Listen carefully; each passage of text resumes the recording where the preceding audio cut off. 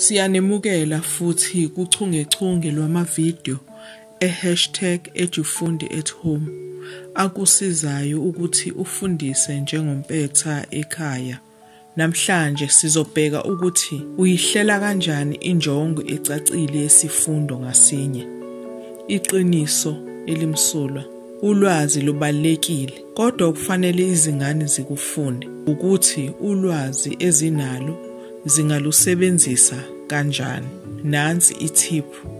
Awuzibuzi lo mbuzo. Ekugcineni kokufunda lesi sifundo, yini okumele umntwana agcine ekwazile ukuyenza? Iliphi ikhono azolifunda? Nazi izinyathelo. Kwenziwa kanjani? Bukisisa kahle umsebenzi ozokwenziwa umntwana bese uzibuza lokhu. Kumele abe esenaluphi ulwazi ekupheleni kwesifundo. Lowo ke umongo wesifundo. Manje zibuze lokhu. Yini abazobonisa ngayo ukuthi baqondisisile okufundiwe? Lokho ikhono. Asibheke lesi sibonelo. Umntwana unephepha lokusebenzela okungulwazi ngexoxo. Umongo wesifundo ukuthi umntwana makazi ngomzimba wexoxo.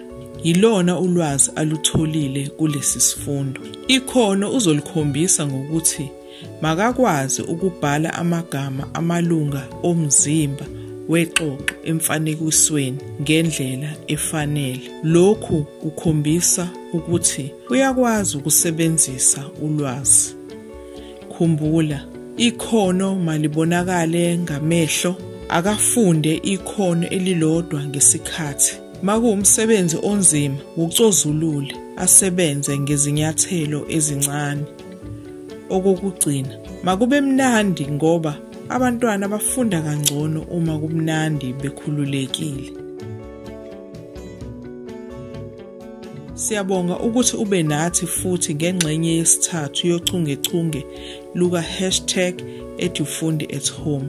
Bheka isigaba esilandelayo esingesokugcina ngci ekhasini lethu kuFacebook.